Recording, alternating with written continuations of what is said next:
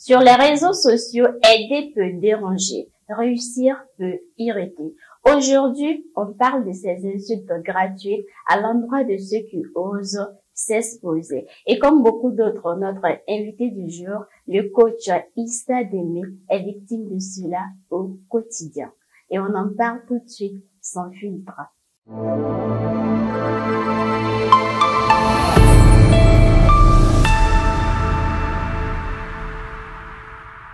Coach Démé, comment vous allez?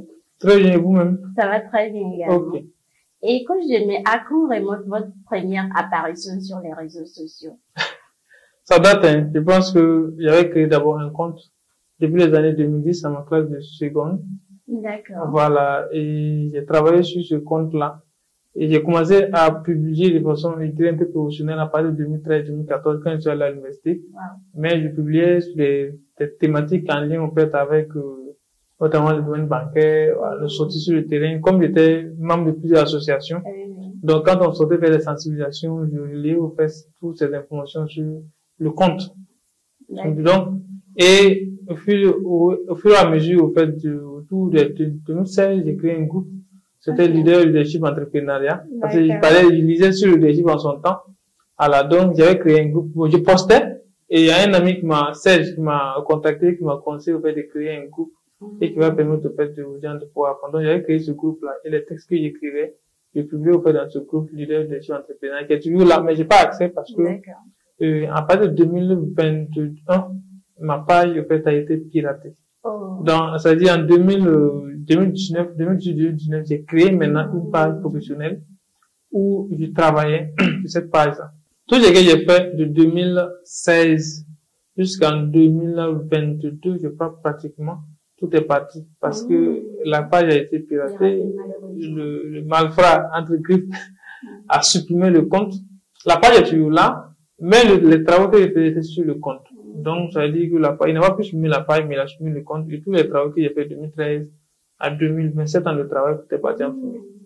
Voilà. Donc, le groupe est là, mais je n'arrive plus à avoir accès au groupe encore. Voilà. Donc, c'est l'entour sur les réseaux sociaux. Et est-ce qu'en ce moment, vous avez en fait des attaques sur les réseaux? Non, en fait, les attaques viennent quand tu commences à avoir la célébrité. En fait, quand tu commences à avoir la célébrité maintenant que des gens, en fait, je dirais quoi, de mauvais augure apparaissent. Leur but n'est pas, au fait, d'apporter quelque chose. Leur but seulement, c'est de nuire. C'est-à-dire, comme on le dit, que là où, au fait, il y a du miel, il y a aussi des abeilles. Clairement. Donc, quand vous commencez à avoir la célébrité, sinon, au départ, ils sont là assis, ils se disent dans leur cœur, il va échouer. Il va pas aller loin. Maintenant, quand ils se rendent compte maintenant que réellement, ce qu'ils avaient prédit là ne marche pas, c'est là maintenant qu'eux prennent la devanture des choses et commencent maintenant à faire des commentaires négatifs. Mais est-ce que vous pensez que le fait que vous soyez exposé ne leur donne pas aussi le droit de critiquer? Justement, c'est ce que j'ai dit. Là où il y a du miel, il y a des abeilles. C'est-à-dire, si tu sors, si tu décides au fait de pouvoir t'exposer, il faut te préparer psychologiquement aux critiques et aux injures. Donc nous, on a été psychologiquement préparés à ça. C'est pourquoi on dit que la célébrité se construit sur le long terme. On ne se lève pas un coup pour vouloir être célèbre. C'est-à-dire que ça se construit. Et le premier élément que quelqu'un de célèbre doit avoir, c'est la dimension d'esprit. C'est-à-dire il faut être mentalement fort parce que autant que ça va donner, vous allez avoir des gens qui vont vous aimer, autant aussi vous allez avoir des gens aussi qui disent que vous ne méritez pas d'être là où vous êtes. Donc par conséquent, si ils ont prédit, ils ont envoyé les énergies négatives que ça ne vous a pas eu d'effet, donc ils vont passer le temps maintenant à pouvoir critiquer. Et ceux qui critiquent sur les réseaux sociaux, en général, ce sont des gens qui ont une frustration. Ce sont des gens qui sont aigris. Ce sont des gens souvent qui, quand ils se lèvent, ils ont des problèmes. Ils savent pas vraiment où déverser ces problèmes-là. Donc, quand ils viennent voir un post de quelqu'un, peut-être qui n'a pas leur âge, mais qui commence peut-être à dire qu'il va enseigner la recherche, et commence à voir quelqu'un qui n'a pas leur âge, qui a peut-être beaucoup d'abonnés, et voir quelqu'un qui n'a pas leur âge, qui voyage, et voir quelqu'un qui n'a pas leur âge, qui anime des promotions, des conférences. Leur seul moyen, c'est de se défouler. C'est-à-dire que le gars, souvent, ce qu'il va dire n'a rien à voir avec ce que tu postes. Et généralement, même, quand ils sont en face de ces personnes, ils n'oseront pas, en fait, tenir les mêmes propos qu'ils font. C'est même pas quand ils sont en face. Ils peuvent même pas être en face. Ils peuvent même pas être en face. Puisque, ceux qui critiquent, généralement, moi, je prends toujours le soin, je réponds pas. souvent je réponds juste souvent pour rigoler en passant. Parce que souvent aussi, il faut avoir du respect pour ceux qui ne critiquent pas. Parce que, voilà, eux aussi, autant qu'on t'insulte, il faut dire que la douleur ça fait mal aussi à ceux qui t'ont accepté. Alors, il y a un qui m'a écrit une fois pour dire, mais coach, s'il vous plaît, est-ce que vous allez supprimer les commentaires négatifs sur votre page? Parce que j'ai mal quand il parle regarder cela. Donc, ça veut dire que la personne, même moi, il n'a même pas vu le commentaire. Et quand il a vu que je suis allé lire les commentaires pour voir effectivement que le gars a écrit près de 2 pages. Si on les met sur une feuille A4, ça peut être 2 pages. Wow. C'est un peu commun. Et puis, j'ai fait des recherches sur lui. En fait, ce que les gens oublient, c'est qu'on peut les retrouver. Clairement. Et si on les retrouve, on peut, au fait, déposer des plaintes contre eux et ils seront poursuivis. Et ce monsieur-là, j'ai pris le soin de chercher. Et j'ai compris que c'est un cadre d'un ministère de la place. Et c'est un cadre d'un ministère de la place. Wow. Bon, les autres gens, des personnes qui sont dans l'administration, qui ne foutent rien, entre griffes, ou payer mes mots, ça veut dire qu'ils ne font rien de bon. Comment toi, en tant que cadre de l'administration, responsable de service, tu vas oser t'asseoir, prendre tout le temps, et t'asseoir, rédiger un document, et c'est-à-dire, pour rien que pour insulter quelqu'un sur 2 pages. Une personne que tu ne connais même pas. Que tu ne connais même pas. Donc, ce jour-là, j'ai fouillé, et à travers, en fait, je suis allé trouver que c'est un cas d'un ministère de la place qui était là. Mais, quand on regarde sa vie, on sent que le cas, ça va pas au fait. Ça va pas. Alors, donc, c'est cette frustration-là qu'il est venu déverser. Donc, et généralement, chez qui même ça va, ils n'ont pas le temps, en fait. Ils sont tout le temps occupés. Justement, c'est pourquoi on prend pas le temps de les répondre parce qu'on sait que ce sont des gens qui ne connaissent rien. 2, qui n'ont rien à faire. 3, qui ne valent même pas la peine d'être répondus. Puis ceux qui suivent et qui appliquent là n'ont pas le temps de venir s'asseoir et que les commentaires. Moi, je ne vais jamais aller sur une page de ceux qui critiquent. Dans tous les cas, même pas des pages. Quand on peut voir leur profil, c'est soit une photo depuis 10 ans qu'ils ont publié. Alors, les gars, ils ne publient même pas. Son compte a été créé uniquement pour insulter. Et ce sont les mêmes personnes que vous allez retrouver sur les autres pages qui sont là. C'est comme un jeu d'acteur, quoi. C'est-à-dire, il y a des gens qu'on a choisi spécialement, on dit, tu joues tel rôle. C'est-à-dire, lui, son rôle, là, c'est d'insulter. Une fois, j'étais sur les réseaux, il y a quelqu'un qui a dit qu'il parte voler lui, je suis du voisin. C'est vrai. Critiquer les gens. Mais, elle dit, c'est pas le but du voisin, vous voyez. Quand ils font le commentaire, immédiatement là, à quelques minutes après, la majeure partie des gens ne sont plus en ligne.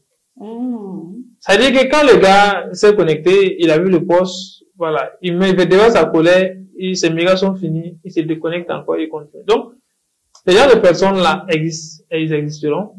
Ce sont des gens souvent qui ont soit échoué leur vie, que ce soit peut-être la vie personnelle, la vie professionnelle, la vie sociale, la vie amoureuse. En tout cas, quelque part, ça ne va pas. Donc, et ça, c'est un élément assez important. Mais ce que je tenais à dire, que la critique soit positive ou négative, la critique fait du bien à une personne célèbre. Parce que la critique contribue au fait à construire la notoriété de la personne. L'un des éléments, les gens peuvent vous critiquer négativement. Et souvent, c'est les critiques négatives qui attirent les gens pour venir voir réellement qu'est-ce qu'il en est. Et la critique négative va aussi attirer les bonnes personnes qui sont là assis, qui ne réagissent pas. Mais quand ils voient que tout le monde est en train de critiquer, il va venir voir par curiosité. Par curiosité. Et de par curiosité, alors la personne va trouver que ce que les gens sont en train de dire et ce qui est la réalité, c'est pas la même chose. Donc la personne reste et la personne est un potentiel client. Et comment est-ce que vous faites pour rester focus et centré malgré ces critiques et ces insultes? Non, on a des objectifs. Ces gens-là, nous, on les calcule même pas. On les voit même pas. Voilà. En fait, ce sont des gens, ils sont là, c'est leur rôle. Et moi, je les dis merci. Parce que c'est eux qui animent la page. Les bonnes personnes n'ont pas le temps pour animer la page. Alors, Facebook a besoin des gens qui font des commentaires. Donc, on leur dit merci. On va continuer à critiquer. Mais les critiques, là, contribuent à notre évolution, à nous permettre d'aller de l'avant. Mais le seul problème, c'est que souvent, il y a Hassan qui a dit cette phrase-là, qu'il lui souhaite que ceux au fait qui les insultent puissent arriver un jour à un niveau où on peut les insulter. Parce que quand une personne prend son temps pour t'insulter, la personne t'a dit que tu es 1000 fois supérieur à elle. Parce que moi, par exemple, je n'ai même pas ce temps-là pour aller écrire commentaire sur la page de quelqu'un. Donc, il faudrait qu'ils arrivent à un niveau où on peut aussi les insulter. Pour que quelqu'un s'asseye pour t'insulter, c'est pas donné à tout le monde, on n'insulte pas tout le monde. Il faut arriver à un certain niveau pour que quelqu'un s'intéresse à toi. Avant d'insulter une personne, il faut s'intéresser à la personne. Ces gens-là prennent le temps de regarder les vidéos là entièrement, avant d'écrire leurs commentaires. Ça veut dire qu'ils s'intéressent. Oui. C'est pour ça que c'est très important qu'ils s'intéressent. Maintenant, il faut qu'eux aussi ils arrivent à ce niveau-là. Malheureusement, avec de telles intentions, ils vont jamais arriver à un niveau où les gens prendront le temps de les insulter aussi. Mais quoi, je pense que tout s'enseigne. Oui. Même le fait d'être sur les réseaux sociaux, ça s'enseigne. Mais vous, en tant que coach, quel message, parce que je peux dire que la plupart du temps, c'est vrai que vous avez donné l'exemple du cadre et tout, la plupart du temps, ce sont des jeunes. Voilà, ils sont peut-être égarés et tout. Quel message, en fait, pouvez-vous les donner pour une éveil de conscience? Non, déjà, c'est de leur dire que avant toute chose, avant de critiquer, il faut toujours chercher à comprendre. Le seul problème, c'est qu'ils ne cherchent pas à comprendre. Si quelqu'un a fait un message, en fait, les réseaux sociaux, c'est quoi? Les réseaux sociaux, c'est ce que les journalistes appellent un chapeau. Quand vous prenez le titre d'un journal, c'est ce qu'on appelle le chapeau. Le chapeau est, en fait, le texte souvent d'un ou deux paragraphes qui va peut-être attirer les gens. Donc, les publications que nous faisons généralement, ce sont des chapeaux que nous faisons dans l'optique d'attirer les gens. Mais derrière, il n'en est rien. Donc, celui qui est de l'extérieur qui se fie de ces chapeaux-là, perd son temps. Est-ce que vous voyez? Il faut, et le fait de ne pas être mentalement fort, ou de ne pas être intellectuellement fort, pour pouvoir comprendre, ça ne vient pas de nous. Est-ce que vous voyez? Donc, ce sont les gens qui sont limités mentalement. Ils ne mènent pas la réflexion au-delà de ce qui est écrit. Quand on écrit, on publie toujours au sens figuré. Et ils prennent au sens propre.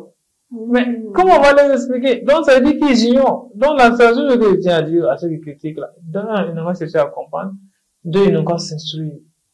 C'est, en fait, c'est le manque d'instruction, en fait, de culture générale qui amène tout le temps à déverser sa colère sur les gens. Sinon, ceux qui raisonnent prennent toujours le temps de dire que s'il a dit ça, c'est qu'il y a ça derrière.